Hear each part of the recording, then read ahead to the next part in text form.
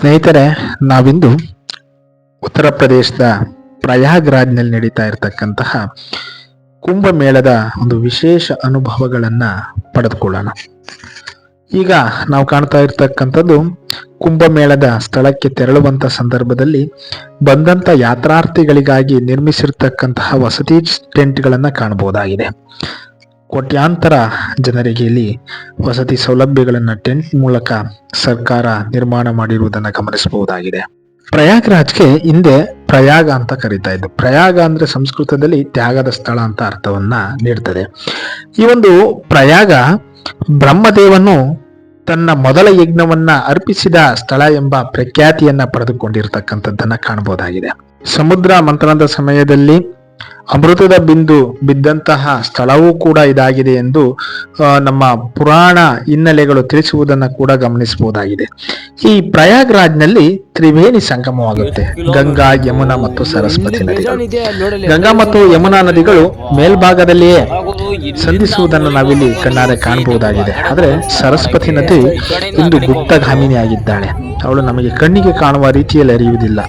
ಭೂತಳದಲ್ಲಿ ಸರಸ್ವತಿ ನದಿ ಬಂದು ಈ ಒಂದು ಕ್ಷೇತ್ರದಲ್ಲಿ ಸಂಧಿಸುತ್ತದೆ ಎಂಬುದು ಭಕ್ತರ ಒಂದು ನಂಬಿಕೆ ಆಗಿದೆ. ಸ್ನೇಹಿತರೀಗ ನಾವು ನದಿಯ ಒಂದು ದಿವ್ಯ ದರ್ಶನವನ್ನ ಕಾಣ್ತಾ ಇದ್ದೀವಿ. ಅಲ್ಲಲ್ಲೇ ಬೃಹದಾಕಾರದ ಸೇತುವೆಗಳನ್ನ ಈ ಒಂದು ಕುಂಭಮೇಳಕ್ಕೋಸ್ಕರವಾಗಿಯೇ ನಿರ್ಮಿಸಿದನ್ನ ಕಾಣಬಹುದಾಗಿದೆ. ಆ ಒಂದು ಸೇತುವೆಗಳ ಮೇಲೆ ಜನರು ಸಾಕ್ತಾ ಇರ್ತಕ್ಕಂಥ ದೃಶ್ಯಾವಳಿಗಳನ್ನ ಕೂಡ ನಾವು ಕಾಣಬಹುದು. ಇಲ್ಲಿ ಹಲವಾರು ರೀತಿಯಾದಂಥ ದ್ವಾರಗಳನ್ನ ನಿರ್ಮಾಣ ಮಾಡಿದ್ದಾರೆ. ಈಗ ನಾವು ಕುಂಭಮೇಳದಲ್ಲಿ ಭಕ್ತರು ತಮ್ಮ ಭಕ್ತಿಯ ಪರಾಕಾಷ್ಠೆಯಲ್ಲಿ ಬಿಂದೇಳ್ತಾ ಇರ್ತಕ್ಕಂಥದ್ದನ್ನ ಗಮನಿಸಬಹುದಾಗಿದೆ. ಕೋಟ್ಯಾಂತರ ಜನರು ಈ ಒಂದು ನದಿಯಲ್ಲಿ ಮಿಂದು ತಮ್ಮ ಒಂದು ಪಾಪಗಳನ್ನ ಕಳೆದುಕೊಂಡು ಪುಣ್ಯವನ್ನ ಪಡಿತಾ ಇರತಕ್ಕಂತಹ ಒಂದು ಸನ್ನಿವೇಶವನ್ನ ಇಲ್ಲಿ ಕಾಣಬಹುದಾಗಿದೆ.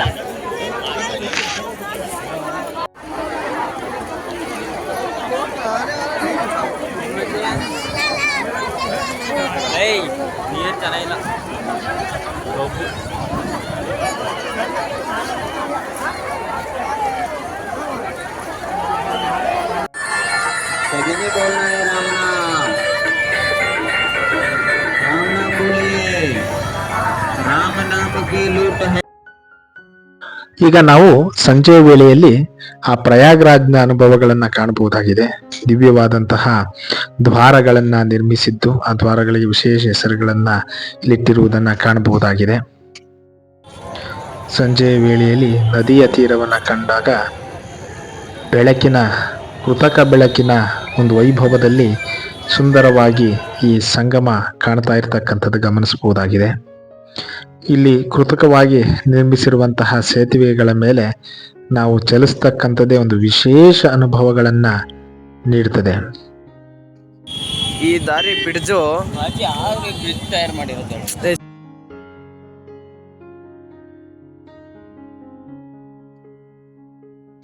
ಅತ್ಯಂತ ವ್ಯವಸ್ಥಿತವಾಗಿ ಯುಪಿ ಸರ್ಕಾರ ಈ ಒಂದು ಕುಂಭಮೇಳಕ್ಕೆ ಸಕಲ ಸಿದ್ಧತೆಗಳನ್ನ ಮಾಡಿಕೊಂಡಿರುವುದನ್ನ ನಾವಿಲ್ಲಿ ಗಮನಿಸಬಹುದಾಗಿದೆ. ಈ ಒಂದು ವಿಶೇಷ ಒಂದು ಕುಂಭಮೇಳದಲ್ಲಿ ಪ್ರತಿಯೊಬ್ಬ ಭಾರತೀಯನಿಗೂ ಕೂಡ ತಾನು ಮಿಂದೇಳಬೇಕು ಅಂತಕ್ಕಂಥದ್ದು ಅವನ ಜನ್ಮದ ಕನಸಾಗಿರುತ್ತದೆ.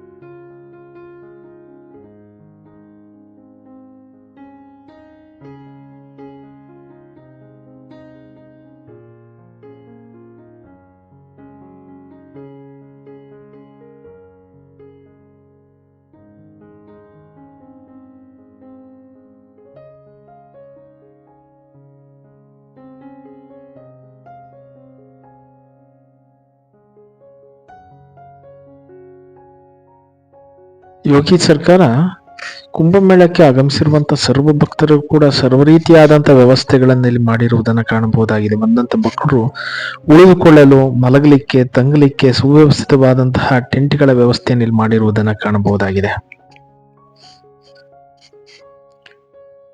ವಿಶಾಲವಾದಂತಹ ಅರಮನೆಯ ರೀತಿಯಲ್ಲಿ ಕಾಣತಕ್ಕಂಥ ಟೆಂಟ್ಗಳು, ವಿದ್ಯುತ್ ದೀಪಗಳ ವ್ಯವಸ್ಥೆಯನ್ನು ಕಾಣಬಹುದಾಗಿದೆ. ಹಾಗೆ ಜನಸಂದಣಿಯ ಒಂದು ವ್ಯವಸ್ಥೆಯನ್ನ ಕಾಣಬಹುದು. ಎಂತಹ ಮನಸ್ಸಿಗೂ ಕೂಡ ಒಂದು ರೀತಿಯ ಮುದ ನೀಡತಕ್ಕಂತಹ, ಸಂತೋಷ ನೀಡತಕ್ಕಂತಹ ಈ ಸುಂದರ ಅನುಭವಗಳು ನಿಜವಾಗಲೂ ಕೂಡ ಪ್ರತಿಯೊಬ್ಬ ಭಾರತೀಯನಿಗೆ ಅತ್ಯವಶ್ಯಕ ಅಂದರೆ ತಪ್ಪಾಗಲಾರದು. ಅಲ್ಲಲ್ಲಿ ಜಗಮಗಿಸುವಂತ ವಿದ್ಯುತ್ ಅಲಂಕಾರಗಳನ್ನ ಕಾಣಬಹುದಾಗಿದೆ.